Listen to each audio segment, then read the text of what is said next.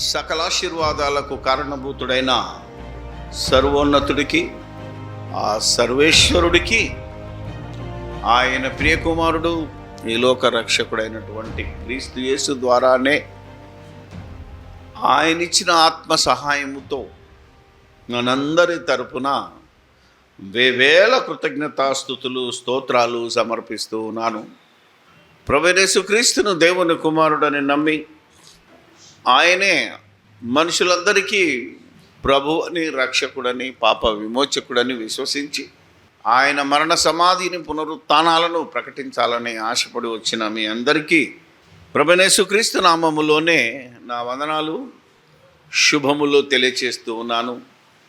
ఈరోజు మన ముందున్న పాఠం యేసుక్రీస్తు ఎందరికి ప్రభు, ఎందుకు ప్రభు. అవునా కదా? ఎందుకు ప్రభు, ఎందరికి ప్రభు. ఇది ఈరోజు క్రైస్తవ్యం తెలుసుకోవాల్సిన అతి ప్రాముఖ్యమైన అంశం.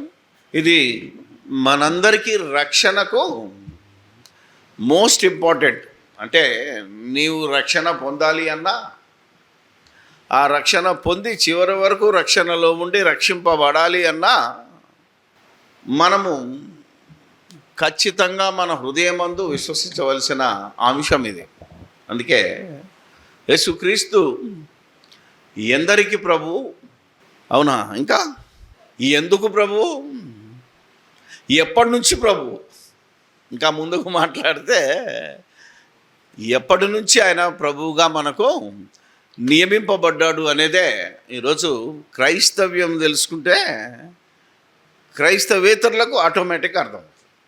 ముందు మనం క్రైస్తవులమే దీన్ని ఒప్పుకొని ప్రకటించే స్థితిలో లేం. ఎందుకు నేను చెప్తున్నాను అంటే, మనం చాలాసార్లు ఈ యొక్క సువార్త విషయంలో ఎన్నో ఊర్లు తిరుగుతున్నప్పుడు కారులో వెళ్తుంటే కొండలు గుట్టల మీద కూడా ఈ వచనం కనబడుతుంది. అలాగే కొన్ని చర్చెస్లోకి వెళ్ళినప్పుడు కూడా ఈ వాక్యం కనబడుతుంటుంది. కానీ కొన్నిసార్లు బాగానే అనిపిస్తుంది, కొన్నిసార్లు ఎందుకు రాశాడు రా వీడు, పెద్ద తలనొప్పి అని కూడా అనిపిస్తుంది. ఎందుకంటే మంచి ప్లేసు, సూటబుల్ ప్లేస్లో పాపం కష్టపడి కొండ రాయి మీద రాస్తాడు. ఏమని? యేసుక్రీస్తు అందరికీ దేవుడు. అది ప్రాబ్లం. అదే బ్రాకెట్లో దేవుడని, కొన్ని చోట్ల బ్రాకెట్ ఉంటుంది. అది చూసినప్పుడు మన గుండెలో కలుక్కుమంటుంది, కానీ ఏం చేయలేని పరిస్థితి.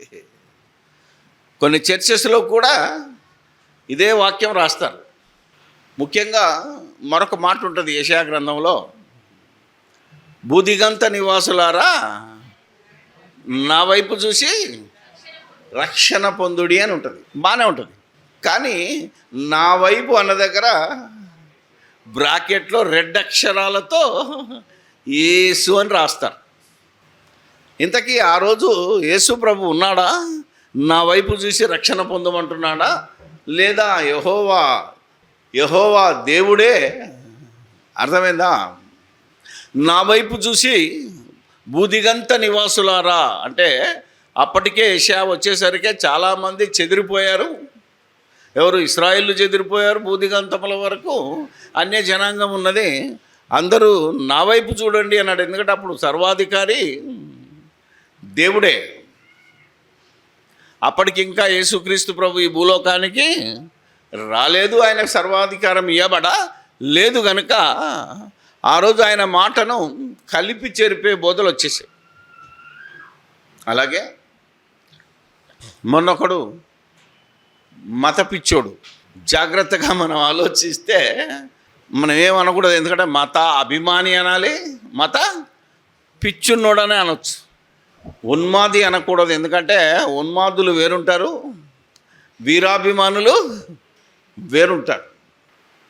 కాబట్టి అతను ఒక చిన్న వీడియోలో ఎదురుగా ఒక పాస్టర్ని పెట్టుకొని, వాడే తయారు చేసిన పాస్టర్ని పెట్టుకొని, ఓకే యేసు ప్రభు వాళ్ళమ్మ అక్కడి నుంచి ఆయన అందరికీ మార్గము. ఎందుకంటే యేసు ప్రభు వచ్చాకనే కదా నేనే మార్గం అని చెప్పాడు. కాబట్టి వాళ్ళ అమ్మకు నుంచి ఇవతలందరికీ మార్గం కావచ్చు, అందరికీ ప్రభువు కావచ్చు. మరి వాళ్ళ అమ్మమ్మకి ఎవడు, వాళ్ళ జేజమ్మకి ఎవడు అని అడిగాడు. అంతే కదా. మరి ఆలోచిస్తే రాయలసీమలోకి వెళ్తే జేజమ్మ అంటారు, అంటే అమ్మమ్మ అమ్మ. ఆలోచించేయండి మీరు. అప్పుడు ఏం చెప్పాలి మనం? ఆ ఎదురుగా ఉన్నోడు ఫేక్ పాస్టర్ కనుక వాడు నీళ్ళు నమ్మాడు. కానీ ఇలాంటి వాళ్ళందరూ అలాంటి వాళ్ళ దగ్గరికి, అమాయకుల దగ్గరికి వెళ్తారు తప్ప మనలాంటి వాళ్ళ దగ్గరికి రారు. ఎందుకంటే వాళ్ళకు కూడా అమాయకులు కావాలి, అజ్ఞానులు కావాలి తప్ప జ్ఞానమున్నోనితో వాదిస్తే కనీసం మనకు జ్ఞానం వస్తుంది. ఆ జ్ఞానితో వాదిస్తే మొన్న ఒక పోస్ట్ చూశాను. జ్ఞానితో వాదిస్తే ఓడిపోయినా సరే కొంచెం జ్ఞానం వస్తుంది. అవునా కదా? కొంచెం జ్ఞానం వస్తుంది. అజ్ఞానితో వాదిస్తే నీ జ్ఞానం అంతా జీరో అయిపోతుంది. అందుకని ఇలాంటి వాళ్ళందరూ అమాయకులను చూసి ఆ బోధ చేసి క్రైస్తవ్యము ఒక మతమనో, ఏదో విదేశీ మతమనో, ఆ క్రైస్తవుడు అది యేసుక్రీస్తు విదేశీ దేవుడనే ఒక ప్రాపగండ వచ్చేసింది. ఒకతను హిందువులతో వాదిస్తూ ఒక ఛానల్ పెట్టుకున్నాడు. ఆయన ఎప్పుడైనా మహాదేవుడు, మా యేసు ప్రభు, మా దేవుడు జోలికి వస్తే మేము ఊరుకోమంటాడు. ఆ ఛానలే అది. యేసు ప్రభు మీ దేవుడా? అవునా కదా? తెలియదు ఆయనకు. పెద్ద హిందువులతో కానీ ఇంకా వేరే వాళ్ళతో కానీ వాదిస్తూ ఉంటాడు. కానీ దేవుడు ఎవరో తెలియదు, ప్రభు ఎవరో తెలియదు, మహాదేవుడు ఎవరో తెలియదు. ఇలాంటి పరిస్థితిలోనే అజ్ఞానులు డిబేట్లు చేద్దామని, అవునా కదా, కామెంట్లు చేస్తుంటారు. మనం పెట్టిన వీడియోకి కూడా చెత్త కామెంట్లు చేస్తుంటారు. అందుకని మనం ఈరోజు చెప్పాలి. ఆ ప్రశ్న అడిగినోనికి కానీ అడగకుండా మనలో మనమే తెలియకుండా ఉన్న వాళ్ళకు కూడా ఇదే ప్రశ్న. యేసుక్రీస్తు ఎందరికీ ప్రభువు? ఆయన ఈ లోకానికి వచ్చి బోధ చేసిన తర్వాత అందరికి ప్రభువా, లేదా ఆయనకు ముందున్న వారికి కూడా ప్రభువేనా? ఏమ్మా, కరెక్టా కదా? అందుకనే కీర్తనలో చదివించాను మీకు. కీర్తన 110వ కీర్తన. ఇది క్రీస్తుకు పూర్వము దేవుని ఇష్టానుసారుడైన మనుష్యుడైన దావీదు అనే పేరుకి అర్థం ఏంటంటే ఆయన ఇష్టానుసారుడైన మనుష్యుడని రాయబడి ఉంటుంది. యేషయి కుమారుడైన దావీదును కనుగొంటిని, అతడు నా ఇష్టానుసారుడైన మనుష్యుడు అని రాశాడు. ఎందుకు రాశాడు అంటే దేవుని ఇష్టాన్ని ఎరిగి, మధ్యలో ఒక తప్పు చేసినా దేవుని ఇష్టాన్ని ఎరిగి దేవుని కోసం పోరాడిన వ్యక్తి. ఆయన పేరు దావీదు. రాస్తున్నాడు దావీదు కీర్తన, ప్రభువు నా ప్రభువుతో సెలవిచ్చిన వాక్కు. ప్రభు అన్న దగ్గర మొదటి లెటర్ కొంచెం ఏమంటారు, అది లావుగా ఉంటుంది చూడు, బోల్డ్ ఉంటుంది. ఉందో లేదో చూసుకోండి మీ బైబిల్లో. అంటే ప్రభువు నా ప్రభువుతో అంటున్నాడు అంటే అక్కడే అర్థం చెప్పాడు. ఇంతకీ ఏ ప్రభువుతో ఈ మాట్లాడాడు? ఏమని మాట్లాడాడట?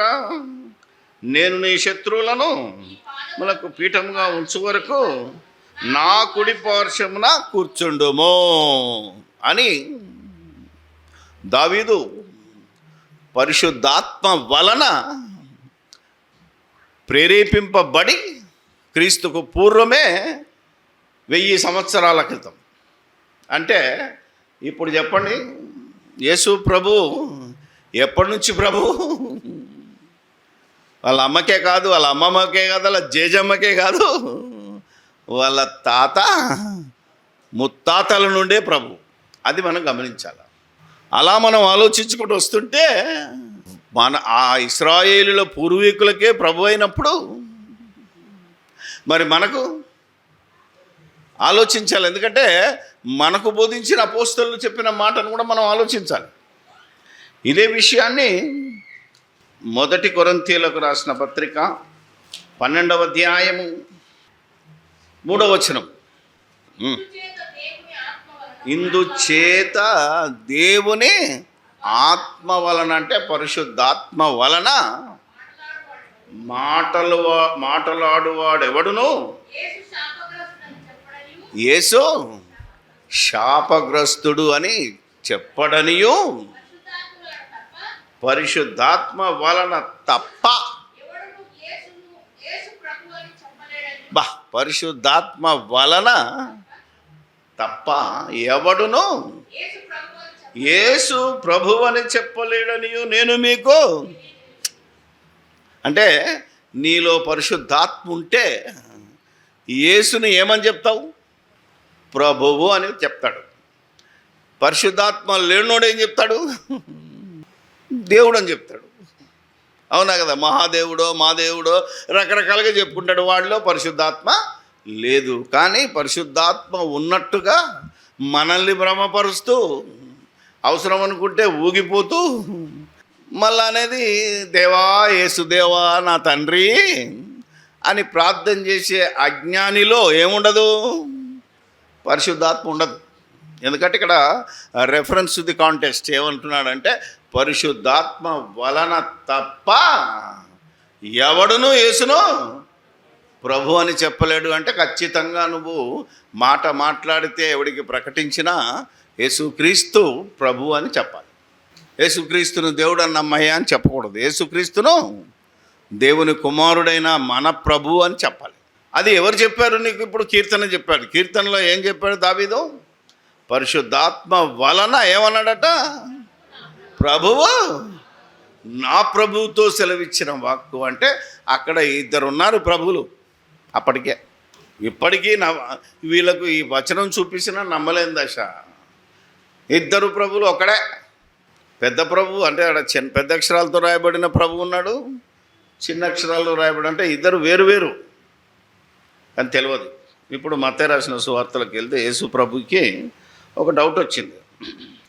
నన్ను గురించి ఏమనుకుంటున్నారా బాబు అని అడిగితే కొందరు ఏలియా అని, కొందరు బాప్తిసం వచ్చి యోహాన్ అని, కొందరు రకరకాలుగా చెప్తే పేతురు ఏం చెప్తాడు? నీవు సజీవుడగు దేవుని క్రీస్తు అన్నాడు. ఇప్పుడు మత్తయి రాసిన సువార్త 22వ అధ్యాయము 41 నుంచి. ఒకప్పుడు కుడి ఉండగా యేసు వారిని చూచి క్రీస్తును గురించి మీకేమి తోచుచున్నదని ఆయన యవని కుమారుడని అడిగాడట. ఆ రోజు ఇక ప్రతిరోజు యేసుక్రీస్తుని ఏం చేస్తున్నారంటే వెంబడిస్తూ అడుగడుగున, అర్థమైందా లేదా? మేము 10 సెమినార్లు మనందరం మన ఐబిటి తరపున ఆంధ్రప్రదేశ్ తెలంగాణలో పెట్టినప్పుడు మా వెనకాల కూడా ఒక పరిచయులు బయలుదేరారు. మేమేమో ఇదే నిజం అంటుంటే వాళ్ళేమో ఏది నిజం అనే కరపత్రాలు వంచారు. ఏం చేద్దాం? ఆనాటి పరిచయుల సంతతి నేటికి మనల్ని వెంబడిస్తూ మనల్ని చికాకు పరుస్తూనే ఉన్నాడు. దానికి సమాధానమే ఇదే నిజం అనే బుక్ను ప్రింట్ చేసి పంచాం. రిటాలియేషన్. నేను అడుగుతా, నువ్వు చెప్పు. ఇప్పుడు నేను అడిగిన దాన్ని నువ్వు కాదంటున్నావు, బహుశా నువ్వు మేధావి అయి ఉన్నావు కనుక నేను నిన్ను అడుగుతా, కమాన్ చెప్పు. ఎందుకంటే ఇది నా ప్రభువు నేర్పిన మాట. ఇది అర్థమైంది లేదా? అడుగడుగున వాళ్ళు విసిగిస్తున్నప్పుడు అప్పుడప్పుడు ఏం చేస్తారంటే ఈయన క్వశ్చన్ వేస్తే అసలు ఎవడు సమాధానం చెప్పలేదు. ఇప్పుడు చెప్తున్నాడు చూడండి. దావీదు కుమారుడని క్రీస్తుని గురించి మీకేమి తెలుస్తున్నదని ఆయన ఎవని కుమారుడని అడిగాను. వారు ఆయన దావీదు కుమారుడని చెప్పిరి. బైబిల్లో కూడా రాసి ఉంటుంది. యేసుక్రీస్తు వంశావళిలో అబ్రహాం కుమారుడైన దావీదు కుమారుడైన యేసుక్రీస్తు వంశావళి అని ఉంటుంది. అంటే యేసుక్రీస్తుకు వంశావళి ఉంది, ముందు తరాలు ఉన్నాయి, తర్వాత తరాలు ఉన్నాయి. సో అక్కడ చెప్తున్నప్పుడు వీళ్ళు అదే మాట చెప్పారు. ఏమని?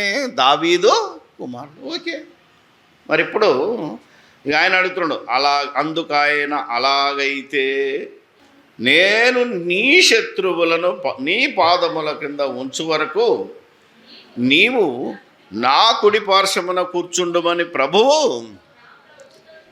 నా ప్రభువుతో చెప్పెను అని దావీదు ఆయనను ప్రభువు అని ఆత్మ వలన ఎలా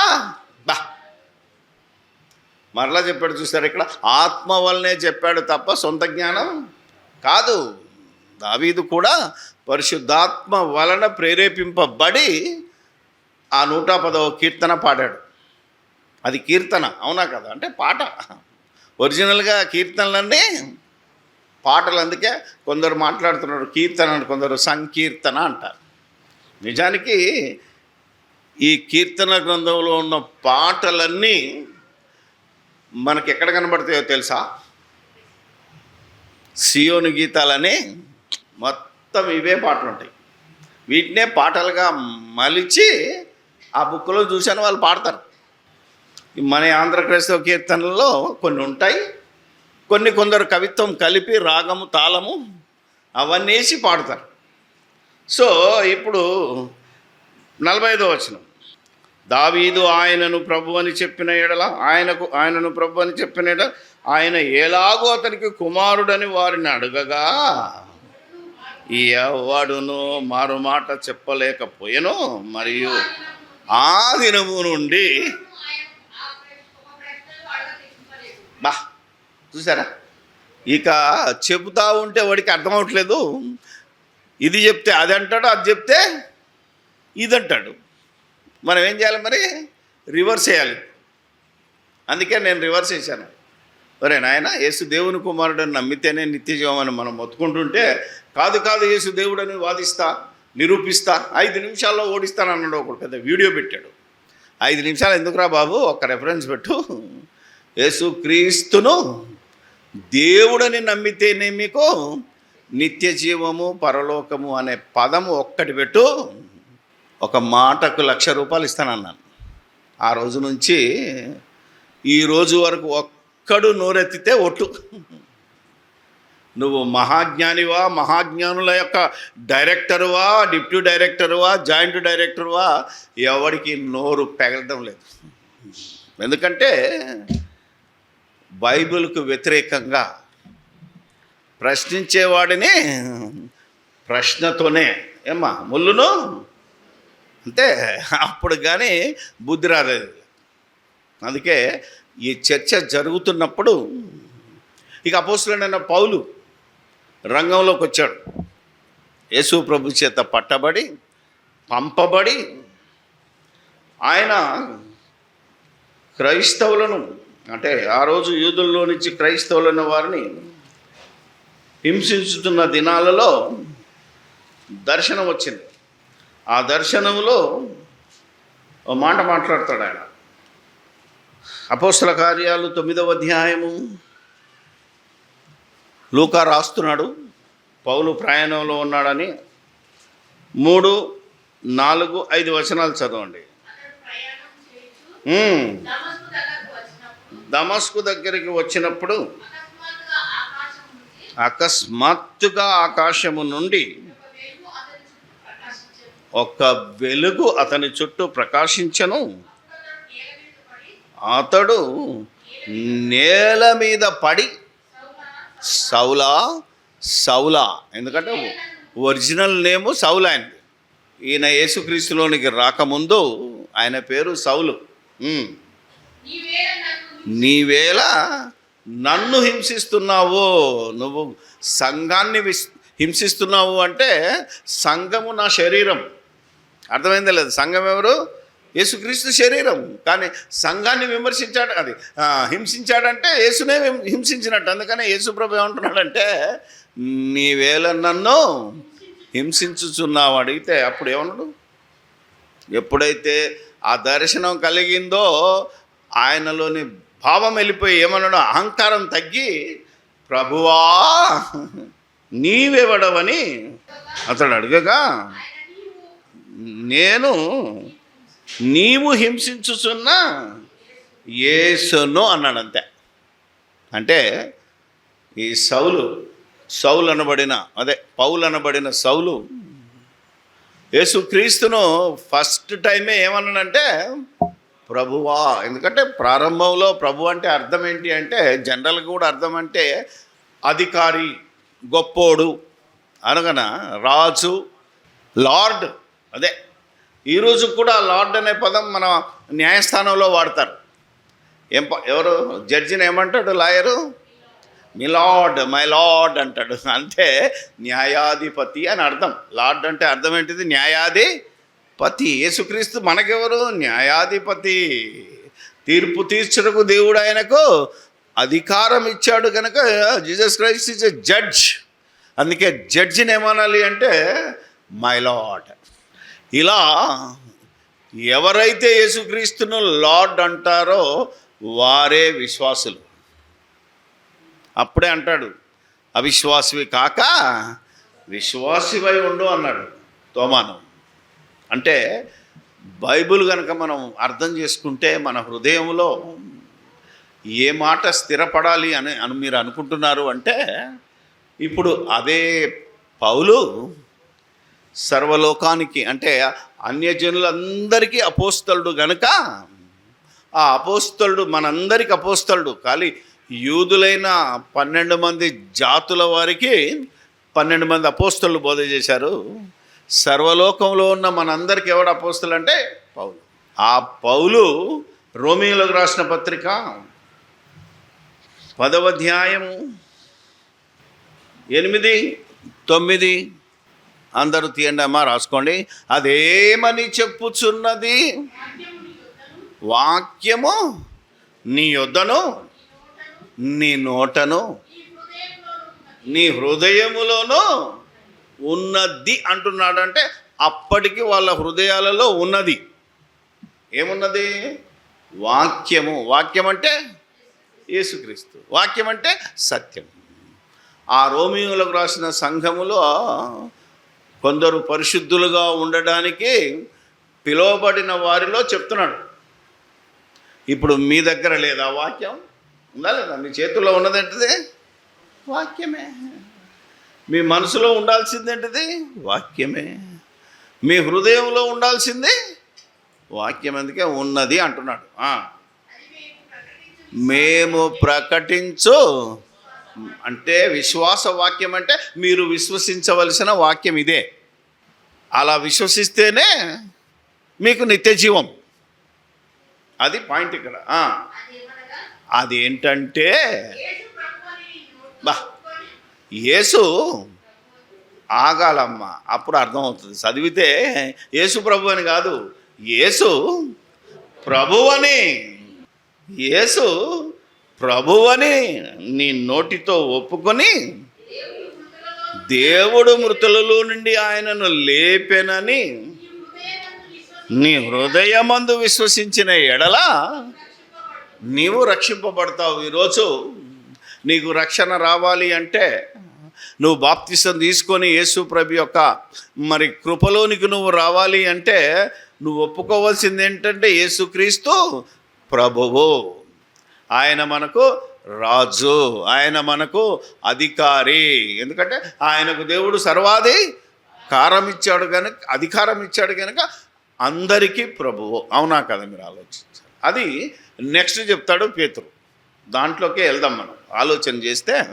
ఇప్పటి వరకు మనం ఏం చేసుకోవాలంటే నువ్వు రక్షణ పొందాలి అంటే నిజంగా నువ్వు రక్షణలో వచ్చినప్పుడే బాప్తిసం తీసుకున్న రోజుననే ఏమని ఒప్పుకోవాలి? నువ్వు యేసు దేవుని కుమారుడని ఒప్పుకోవాలి. నెక్స్ట్ యేసు ప్రభువు అని ఒప్పుకోవాలి. ఇది ఇంకా అనేక మంది సంఘాలకు వెళ్తున్న వృద్ధులకు బుద్ధి కలగట్లేదు. అందుకే చెప్తున్నాడు ఇక్కడ, నువ్వు నిజంగా రక్షణ పొందాలి అంటే, రక్షింపబడాలి అంటే ఏం చేయాలట? యేసు ప్రభు అని నీ నోటితో ఒప్పుకో. ప్రభు అని ఒప్పుకో, దేవుడు అని ఒప్పుకోకు. దాని అర్థం అదే. ప్రభు అని ప్రకటించు, అప్పుడే నీకు రక్షణ. ఇంత క్లియర్గా ఉన్న వాక్యం ఉన్నా నమ్మలేని దశ. మన మీద రివర్స్. వీడే యెహోవా సాక్షి, ఏం చెప్తున్నాడో మనం బైబిల్లో రాయబడిన దాన్ని నమ్మలేని దశ. ఇప్పుడు నేను రాయబడింది చెప్పాను ఏమని, యేసుక్రీస్తు ప్రభువని నీ నోటితో ఒప్పుకోమంటే ఇప్పుడు వాడేమంటున్నాడు, ఒరే అబద్ధి కూడా అన్నాడు. అంటే ఇప్పుడు నేను అబద్ధి కూడా వాడు అబద్ధి కూడా. ఎవడు కరెక్ట్ చెప్పాడు? ఆలోచన చేయట్లేదు ఎవడు. రాయబడిన సత్యాన్ని కాదంటున్నారు ఈరోజు, అది ప్రాబ్లం. ఇక మనం ఏం చేయాలి? ఆ రోజు యేసుప్రభుని వెంబడించాడు, నువ్వు దయ్యం పట్టినవాడు అంటే, ఇదే రాసిన ఈ పత్రిక రాసిన పౌలుని ఏమన్నారో తెలుసా?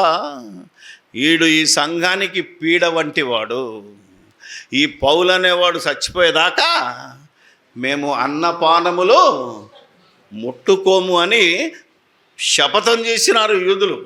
ఎందుకంట వీడు మా ఇష్టాన్నే కాదంటున్నాడు అంటే ఒరిజినాలిటీ చెప్పాడు. అప్పటి వరకు ఉన్న దాన్ని కాదని ఎందుకు చెప్తున్నాడంటే ఆయన ధర్మశాస్త్రంలో ఉన్నదే చెప్పాడు. ఏమని దావీదు ఏమన్నాడు? ప్రభువు నా ప్రభువుతో చెప్పాడు అన్నాడే తప్ప దేవుడు నా దేవుడితో చెప్పాడని ఉందా? ఆలోచన చేయాలి మనం. అందుకే బైబిల్ ఈజ్ బైబిల్, అంతే, గ్రేట్. దానికి అదే సాక్ష్యం. దేవునికి దేవుడే సాక్షి. నేను దేవుడను కాకపోతే పక్కన అడగమన్నాడా? ఆ మాట ఉంటుంది బైబిల్లో. దేవునికి ఎవడు సాక్ష్యం ఉండడానికి వీల్లేదు. దేవుడు తానే గొప్పోడు కనుక ఆయన తోడని ప్రమాణం చేస్తాడు తప్ప ఎవరితో మాట్లాడతాడు. నేను దేవుడని కావాల్స్తే యేసుక్రీస్తుని అడగమని కూడా ఉండదు. యేసుక్రీస్తే చెప్పాడు, నా దేవుడు మీ దేవుడు ఆయనేరా బాబు అని. That is the Bible. ఇప్పుడు రోమిల పత్రిక అయిపోయింది కదా. ఇప్పుడు సంఘ స్థాపకుడు పేతురు గారు రాసిన మొదటి పత్రిక 3వ అధ్యాయము 13, 14, 15. మీరు మంచి విషయములలో ఆసక్తి గలవారైతే. ఇంతకీ అడేవాడు మంచి ఏంటిది? ప్రపంచంలో మంచిదేముంది చెప్పండి చూద్దాం. ఈ ప్రపంచంలో పరిశుద్ధమైనది, నీతి గలది, అవునా కదా?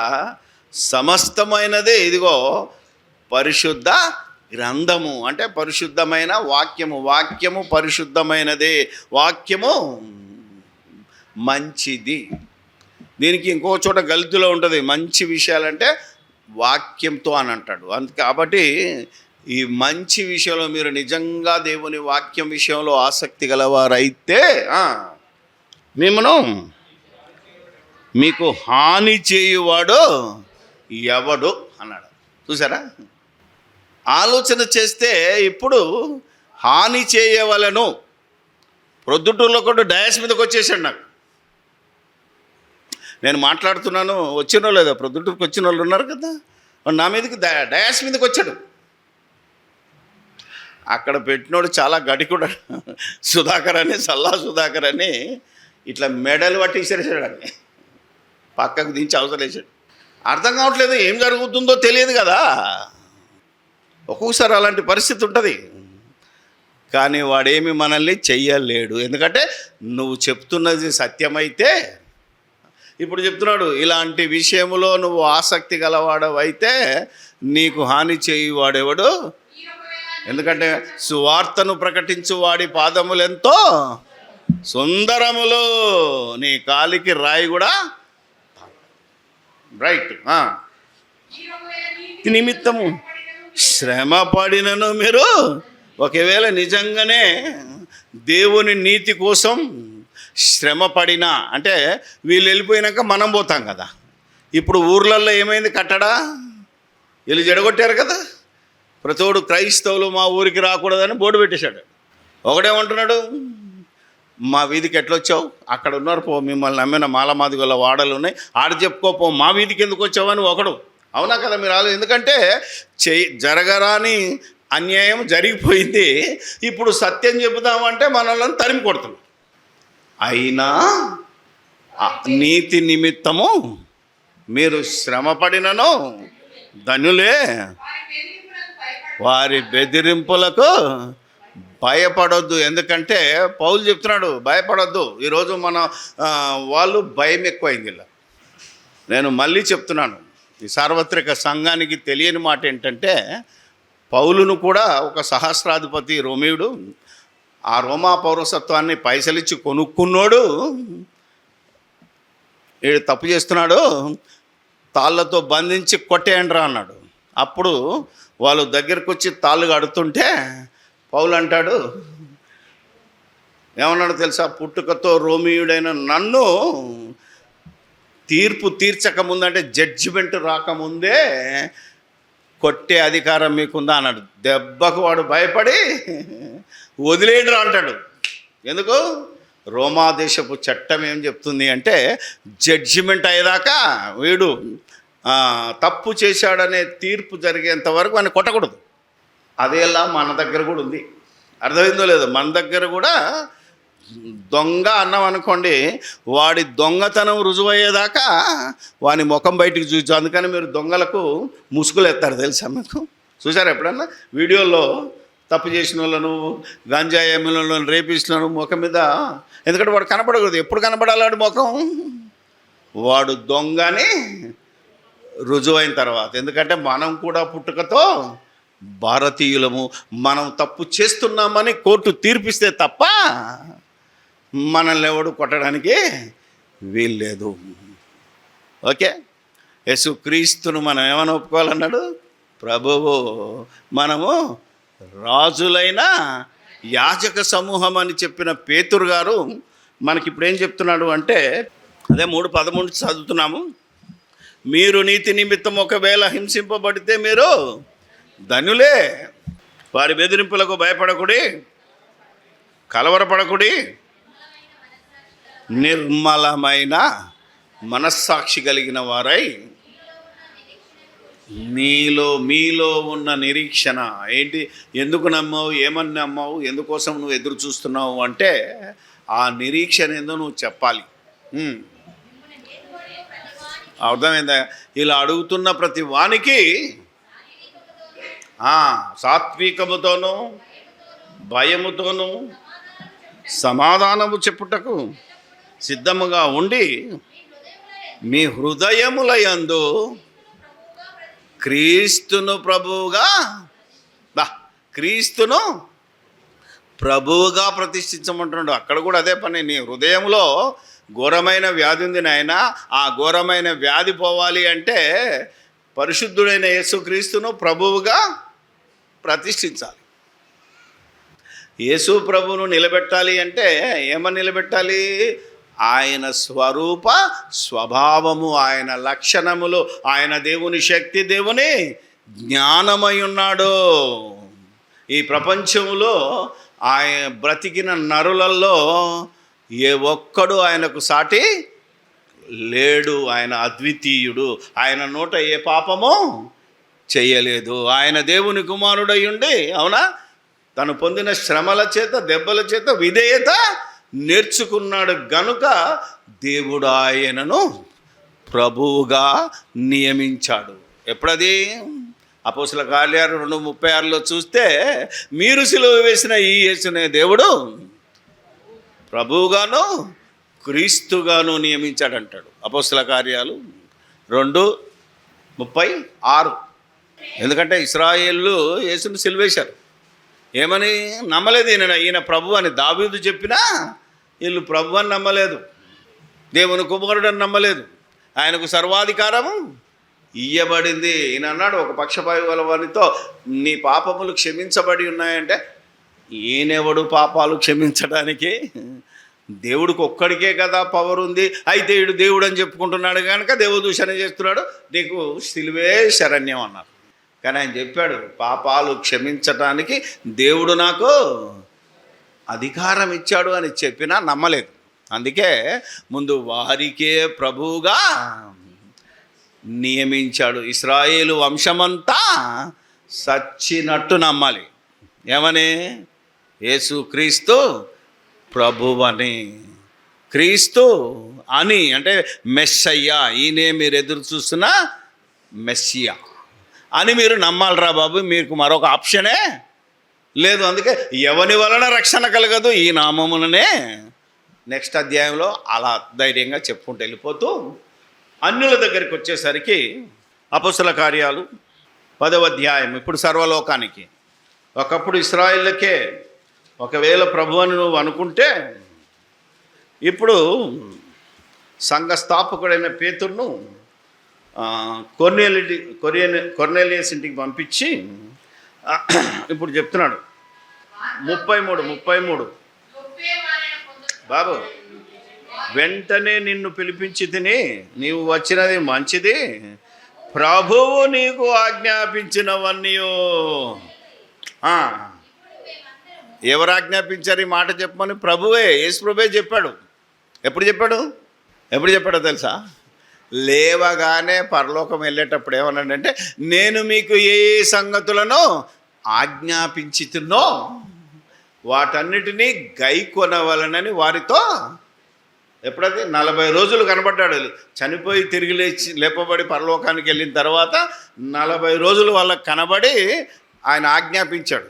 నేను బతుకున్నప్పుడు చెప్పింది వేరు, చచ్చిపోయిన తర్వాత లేచిన తర్వాత నాకు పవర్ వచ్చింది కనుక నేను ఇంకా అప్డేట్ చేశాను ఆజ్ఞలని చెప్పి ఇది ఇక్కడ పెట్టి మత్తయి సువార్తలో చూడండి, నేను మీకు ఆజ్ఞాపించిందని అన్నాడు. చూసారా?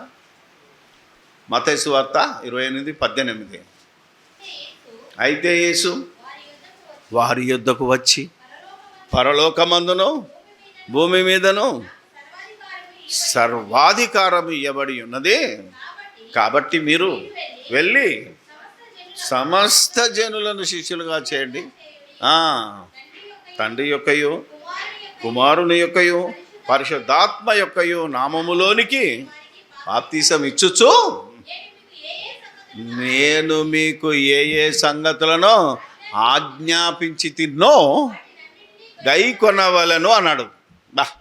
అంటే ఏం ఆజ్ఞాపించాడో వాళ్ళు గైకొన్నారు కనుక ఇప్పుడు ప్రభు ఆజ్ఞాపించినవన్నీ పేతురు చెప్తున్నాడు. ఏమని చెప్తున్నాడు? మళ్ళా మనం ఇక్కడికి రావాలి. ఇక 10వ అధ్యాయం. పిచ్చితిని మంచిది,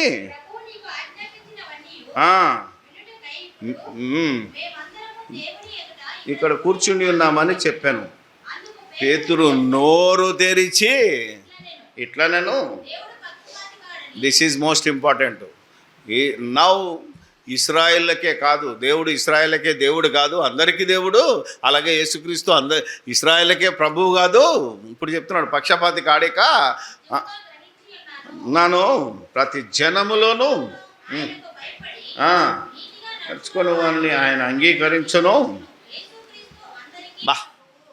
యేసుక్రీస్తు అందరికంటే ఇప్పుడు చెప్పండి, ఆనాటి ఇశ్రాయేళ్ళకే కాదు ప్రపంచంలో ఆరిన నేల ఎంతవరకైతే ఉందో అంతవరకు నివసించే మనుషులందరికీ యేసుక్రీస్తు ప్రభువు. అవును, నోటితో ఒప్పుకోవాలి, అవునా, హృదయమందు విశ్వసించాలి, అప్పుడే నీకు రక్షణ. అదే చెప్తున్నాడు, యేసుక్రీస్తు అందరికీ ప్రభువు. దేవుడు సమాధానకరమైన, ఎవరు ప్రభువుగా ఎవరు నియమించారు? ఆయనను దేవుడు నియమించాడు. అదే చెప్తున్నాడు, దేవుడు ఆయన ద్వారా, యేసుక్రీస్తు ద్వారా సమాధానకరమైన సువార్తను ప్రకటించి మీరు ఎరుగుదురు. అంటే దేవుడు ఆయనను పంపాడు, ఆయన మమ్ములు పంపాడు, మా ద్వారా మీరు వినండి సువార్త. ఏంటంటే ఆయన అందరికీ ప్రభువు. ఈ మాట నేను ఒక చోట మాట్లాడాను, అక్కడ ఒక ఆయన తలిగాడు, ఇలాంటి మతపిచ్చోడు. ఇప్పుడు చెప్పాను కదా, వీడియోలో వచ్చిందని. అంతకుముందు ఉన్న వాళ్ళకి ఎవరు ప్రభువు స్టార్టింగ్లో చెప్పాను కదా. ఇది ఇట్లా చెప్తే అర్థం కాదు, ఎందుకంటే ఉపమానం చెప్పాలి, జరుగుతున్న చరిత్రను చెప్పాలి. మేము నమ్మం కదా, అవునా కదా, మాకెట్లా ప్రభు అన్నాడు. ఓకే, అట్లొచ్చావా, అయితే నేను ఇట్లా వస్తాను చూడు. కుత్బుల్లాపూర్లోనే గాజుల రామారావు కాన్స్టిట్యున్సీలో జరిగింది ఒక సదస్సు. ఇప్పుడు మన ఎమ్మెల్యే గారు ఉన్నారు, ఈ కుత్బుల్లాపూర్ కాన్స్టిట్యున్సీకి ఒక ఎమ్మెల్యే ఉంటాడు. ఆయన గెలవకముందు ఏదో ఒక పార్టీ, గెలిచిన తర్వాత వెన్ ఈ elected and selected by government, అవునా కదా, లా ఆఫ్ ద ల్యాండ్, రాజ్యాంగ ప్రకారంగా ఎప్పుడైతే ఓత్ తీసుకున్నాడో ఆయన కుత్బుల్లాపూర్ కాన్స్టిట్యున్సీలో ఉన్న వాళ్ళందరికీ ఎమ్మెల్యేనా కేవలము ఆయన ఓటేసిన వారికి మాత్రమే ఎమ్మెల్యేనా అని అడిగారు. ఇప్పుడు చెప్పరా? ఎందరికి ప్రభువో తెలుసా అన్నాను. ఎందరికి? ఆయన మీద పోటీ చేసి ఓడిపోయినా కూడా ఆయనే ఎమ్మెల్యే. ఫస్ట్ గుర్తుపెట్టు. ఆయనకు వ్యతిరేకంగా ఓటేసిన వాళ్ళు ఉంటారు కదా, వేరే పార్టీ వాళ్ళు ఉన్నారు కదా, వాళ్ళకు కూడా ఆయనే ఎమ్మెల్యే. ఏమ్మా, ఓటక్కు లేదు కదా నీకు, ఇంకా రాలేదు కదా, నీకు కూడా ఎమ్మెల్యే ఎవరు? ఆయనే. ఓటక్కు లేనోడికైనా ఓటేయనోని, ఓటేయకుండా దుప్పటి కప్పుకొని పండుకుంటాడు ఒకడు, ఆడికి కూడా ఎమ్మెల్యే ఆయనే. ఎగనిస్ట్ ఓటేసినోని కూడా ఆఖరికి పోటీ చేసి ఓడిపోయినోని కూడా ఆయనే ఎమ్మెల్యే, ఆయనకి దిక్కు. ఇది నిజమా? ఇది అబద్ధమా?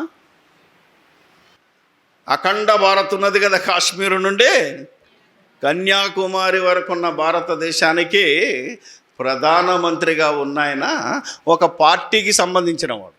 ఎక్కడో గుజరాత్లో నుంచి ఎన్నుకోబడ్డాడు. ఇప్పుడు వాళ్ళ పార్టీ ద్వారా ఆయన ఎన్నుకోబడ్డాడు. దేశానికి నేను ప్రధానమంత్రిగా నేను న్యాయం చేస్తాను అని ప్రమాణం చేశాడు. ఇప్పుడు ఆయన ఓన్లీ వాళ్ళ పార్టీ వాళ్ళకు, ఆయన ఓటేసిన వాళ్ళకే ప్రధాన, దేశంలో ఉన్న అందరికీ ప్రధాన. 541 43 కాన్స్టిట్యున్సీలు ఉన్నాయి ఈ దేశం. 544 అంటే 544 కాన్స్టిట్యున్సీలో ఉన్న ప్రజలందరికీ ఆయనే ప్రధానమంత్రిని. నువ్వు ఒప్పుకోవాలి, సచ్చినట్టు ఒప్పుకోవాలి, కాదనడానికి వీల్లేదు. ఇదెంత న్యాయమో, ఇదెంత చట్ట ప్రకారంగా న్యాయమో. దేవుని చట్ట ప్రకారంగా యేసుక్రీస్తును దేవుడు ఎన్నుకున్నాడు, దేవుడు నియమించాడు, ఆయనకు సర్వాధికారం ఇవ్వబడింది. నువ్వు నమ్మినా నీకు ప్రభువే, నమ్మకపోయినా నీకు. అలా ప్రతి ఒక్కడు యేసును ప్రభు అని ఒప్పుకొని ఆ నోటితో ఒప్పుకోవాలి, హృదయమందు విశ్వసించాలి. అప్పుడు నీకు రక్షణ. ఇది బైబిల్ ఇచ్చే శిక్షణ, అంతేనా కదా? బైబిల్ ఇచ్చే శిక్షణ. దీనికి కాదంటే నిత్యాగ్ని దండన. ఎవరిని బతిలాడేది లేదు, ఎవరికి ఆశ చూపించేది లేదు, ఎవరిని బెదిరించేది లేదు. నమ్మితే నీకు లాభం, నమ్మకపోతే నీకే నష్టం. ప్రార్థన చేసుకుందాం. పరిశుద్ధుడైన మా తండ్రి, దయగల మా దేవుడా, మీ ఘనమైన నామానికి వేలాది స్తుతి స్తోత్రాలు చెల్లిస్తున్నాం. సర్వోన్నతుడవు, సర్వేశ్వరుడువు, సర్వ సృష్టికర్తవు. నీవిచ్చిన అధికారాన్ని బట్టే నీ కుమారుడిని మాకు ప్రభువుగా నియమించావు. మేము మీ కుమారుడిని యేసును ప్రభువుగాను క్రీస్తుగాను విశ్వసించాం.